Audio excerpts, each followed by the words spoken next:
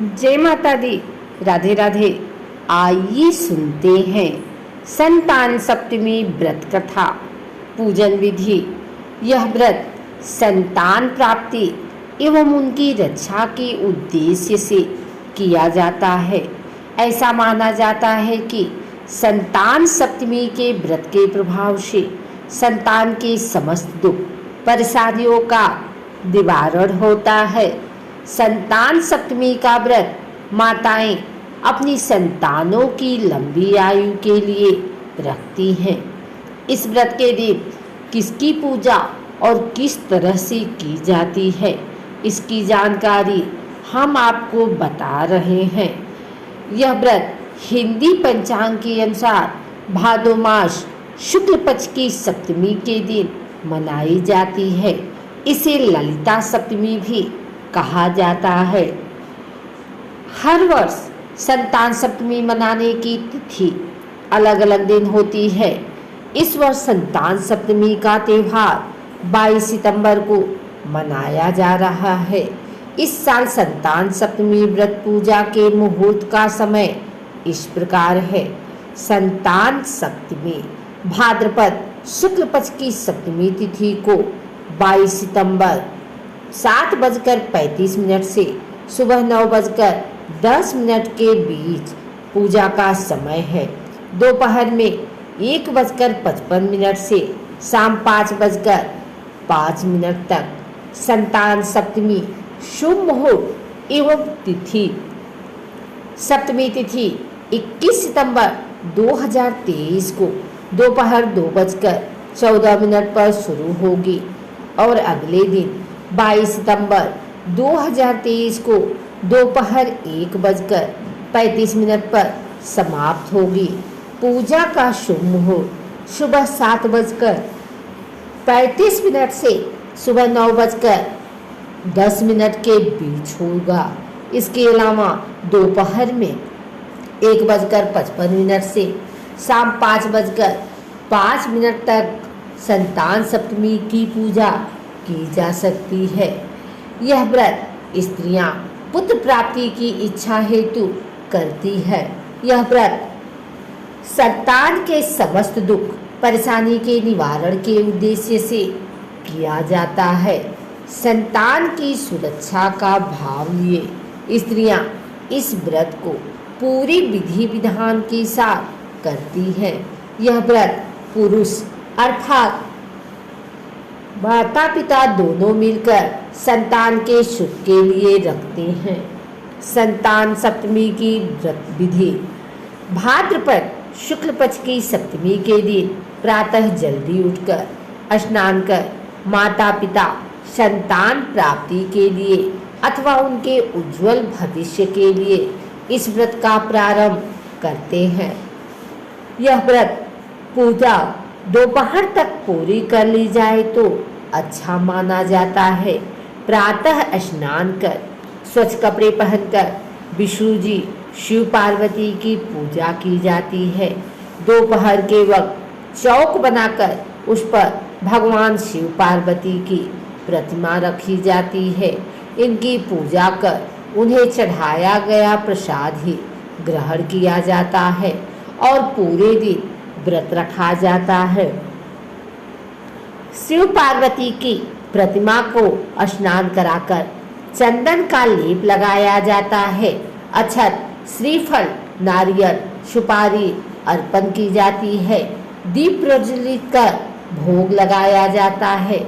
संतान की रक्षा का संकल्प लेकर भगवान शिव को डोरा बांधा जाता है। बाद में इस डोरे को अपनी संतान की कलाई में बांध दिया जाता है।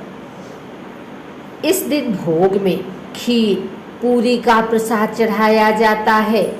भोग में तुलसी का पत्ता रख उसे जल से 3 बार घुमाकर भगवान के सामने रखा जाता है।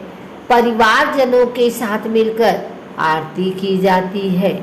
भगवान के सामने मस्तक रख उनसे अपने मन की मुराद की जाती है। बाद में उस भोग को प्रसाद स्वरूप सभी परिवारजनों एवं आस पड़ोस में वितरित किया जाता है। आइए सुनते हैं संतान सप्तमी व्रत कथा। पूजा के बाद कथा सुनने का महत्व सभी हिंदू व्रत में मिलता है। संतान सप्तमी व्रत की कथा पति पत्नी साथ मिलकर सुने तो अधिक प्रभावशाली माना जाता है। इस व्रत का उल्लेख श्री कृष्ण ने युधिष्ठिर के सामने किया था। उन्होंने बताया यह व्रत करने का महत्व लोमस ऋषि ने उनके माता पिता देवकी वसुदेव को बताया था। माता देवकी के पुत्रों को कंस ने मार दिया था, जिस कारण माता पिता के जीवन पर संतान शोक का भार था, जिससे उभरने के लिए उन्हें संतान सप्तमी व्रत करने को कहा गया। अयोध्या का राजा था नहुष। उसकी पत्नी का नाम चंद्रमुखी था। चंद्रमुखी की एक सहेली थी जिसका नाम रूपमती था। वो नगर के ब्राह्मण की पत्नी थी। दोनों ही सखियों में बहुत प्रेम था। एक बार वे दोनों सरयू नदी के तट पर स्नान करने गए। वहाँ बहुत सी स्त्रियां स्नान कर संतान सप्तमी का व्रत कर रही थी।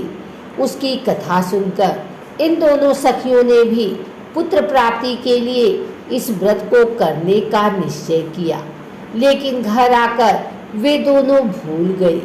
कुछ समय बाद दोनों की मृत्यु हो गई और दोनों ने पशु योनि में जन्म लिया।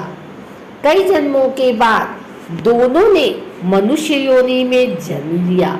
इस जन्म में चंद्रावती का नाम ईश्वरी एवं रूपमती का नाम भूषणा था। ईश्वरी राजा की पत्नी एवं भूषणा ब्राह्मण की पत्नी थी। इस जन्म में भी दोनों में बहुत प्रेम था। इस जन्म में भूषणा को पूर्व जन्म की कथा याद थी, इसलिए उसने संतान सप्तमी का व्रत किया, जिसके प्रताप से उसे 8 पुत्र प्राप्त हुए। लेकिन ईश्वरी ने इस व्रत का पालन नहीं किया, इसलिए उसकी कोई संतान नहीं थी। इस कारण उसे भूषणा ने ईर्ष्या होने लगी। उसने कई प्रकार के भूषणा के पुत्रों को मारने की कोशिश की, लेकिन उससे भूषणा केवल के प्रभाव से उसके पुत्रों को कोई क्षति नहीं पहुंची। थक हार कर ईश्वरी ने अपनी ईर्ष्या एवं अपने कृत्य के बारे में भूषणा से कहा और क्षमा मांगी। तब भूषणा ने उसे पूर्व जन्म की बात याद दिलाई और संतान सप्तमी के व्रत को करने की सलाह दी। ईश्वरी ने पूरे विधि विधान के साथ व्रत किया और उसे एक सुंदर पुत्र की प्राप्ति हुई। इस प्रकार संतान सप्तमी के व्रत का महत्व जानकर सभी मनुष्य पुत्र प्राप्ति एवं उनकी सुरक्षा के उद्देश्य से इस व्रत का पालन करते हैं। अगर आपको हमारी वीडियो अच्छी लगी हो तो इसे लाइक करें, कमेंट करें, शेयर करें। हमारे चैनल को सब्सक्राइब करके बिल नोटिफिकेशन ऑल पर सेट कर लें, ताकि आगे आने वाली वीडियो सबसे पहले आप तक पहुंच सके। धन्यवाद।